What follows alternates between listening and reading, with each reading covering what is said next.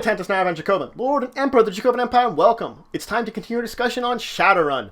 I've been talking about the Awakened World and spellcasting. Today I'm going to talk about ritual spells and some counterspelling. So let's start with the ritual spellcasting though.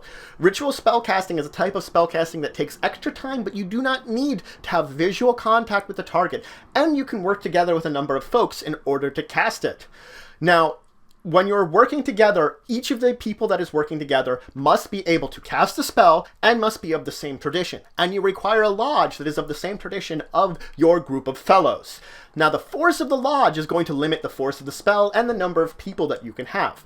The max number of folks that you can have participating in ritual spellcasting is either the force of the lodge you're using or the lowest ritual spellcasting skill that one of your participating members has. So if someone has a very low ritual spellcasting score, that will limit the number of people that you're actually using to participate in this. Now, if target is not in sight, you will require a spotter. Someone that is going to be able to actually have some visual contact with the target. This can either be a member of the ritual that was there when the ritual started, beginning in the participation of it, or a spirit bound to someone that is participating of it that they can send out in order to spot the target. The person only needs to have visual contact with it, doesn't have to have direct contact, effectively just see them, and the person they're targeting does not need to be awakened or projecting astrally or anything like that. It just needs to be able to be visually seen in whatever realm it's in by said whatever spotter it is. Now, the only disadvantage of the spotter is the spotter is intrinsically linked to your ritual spellcasting. So, if someone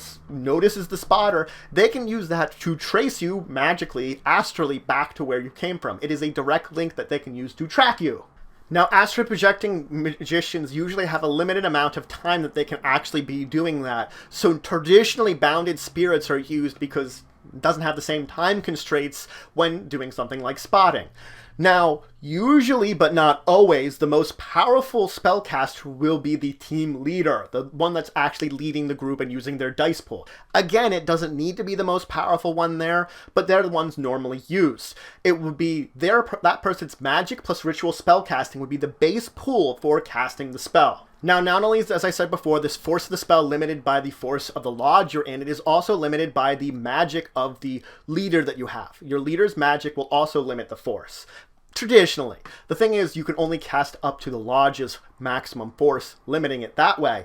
But the leader's force will measure where the level of spell that you can actually cast is before it goes to physical, because if it's above the leader's force, then it is, of course, physical. Below that, it is stun, or equivalent.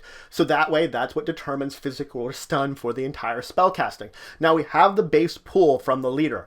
Each of the members that is participating in it will roll their magic plus ritual spellcasting, and any net hits on that dice roll are added as bonus dice to the leader's dice pool. Each person, if they have any other type of bonuses or foci that they can use for this, individuals would use those individually to their die pool. They wouldn't give it to the leader, but the leader would have one, they would add it to this roll also. Now, this will either be, be a success test or an opposed test. If it's an opposed test, the target that you're hitting with it gets to oppose it just like any normal spell casting. They would get to oppose it with either their body or will, depending on if it's a physical or mana spell. Now, it's possible for the target of a ritual spellcasting to notice it affecting them. After the first hour, they can start an extended test of intuition plus assessing. That is, every hour they can roll it, and the hits that they need to get in order to notice is 20 minus the force of the spell. So effectively, for every hour after the first one, they get to keep rolling and see how well they do to assess that someone's casting a magic spell on me.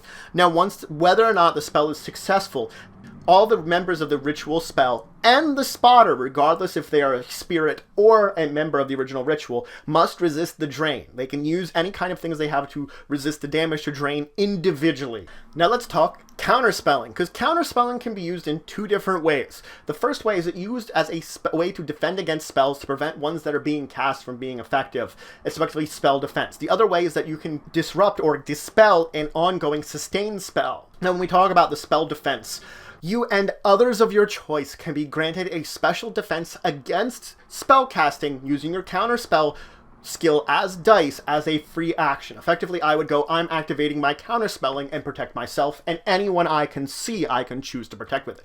So I have to be able to see the people I am targeting and protecting with counterspelling. I can always give it to myself. If you're caught surprised, you cannot use it.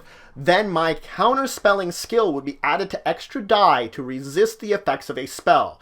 So that means someone's getting hit with a spell, they would get this extra die. And this die does not go away after the first time they resist a spell. That means they get hit by a spell, they get hit by a spell again, it would still apply for both times. Now, if a spell should hit multiple targets, then I would only roll this die once, because I am rolling the counterspelling. So if there's some kind of area spell hitting us, I would roll it once for all of us.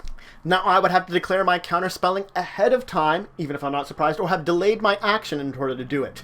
Otherwise, I am unaffected by it, and again, as I said, surprise, you cannot use it. Now you can work together, multiple spellcasters, to both be counterspelling, but then you treat it as teamwork. Now, you don't even have to be aware you're being affected by a spell in order to counterspell it. If I activate my counterspelling and protect myself and my friends, then even if none of us know a spell is being cast on us, our counterspelling is still up. I've still spent the action in order to do it. There is no, catching us off guard from the protectiveness that I've put up, the effort I have to be protecting us. Now, if we're hit with a spell, I can roll a magic plus intuition 3 test, and there's a possibility if I make that check, I will notice that something happened if there isn't any kind of visual clues to a spell being cast at this point in time. I know that, oh, my counterspelling protected us from something. Failing at a counterspell is just adding to the dice pool at this point in time, so you're just failing to resist the effects of the spell. If you glitch on your counterspelling dice, you may redirect that spell to someone else, or change the damage from stun to physical if it's something similar to that. On the other hand, if you critically glitch on the dice that you're rolling, on the counterspelling dice, not only is the person that's being targeted by the spell affected, but perhaps you as the counterspeller could be affected too. So there is mixing and matching of things that can occur when you mess up on these dice. Now let's move in and talk about dispelling, or getting rid of a sustained spell. So I can use counterspelling to dispel a sustained spell or to stop a quickened spell. Now this requires a complex action, which I would roll my counterspelling plus my magic opposed by the target spell's force plus magic of the person who cast it, plus karma if they were doing the quickened spell effect.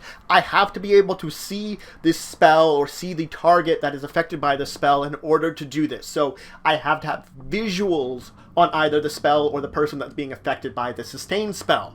Every net success I get then in this opposed test reduces the overall successes they originally got to cast the spell by 1 down to a minimum of 0. When it goes down to 0, the spell is dispelled and no longer affected.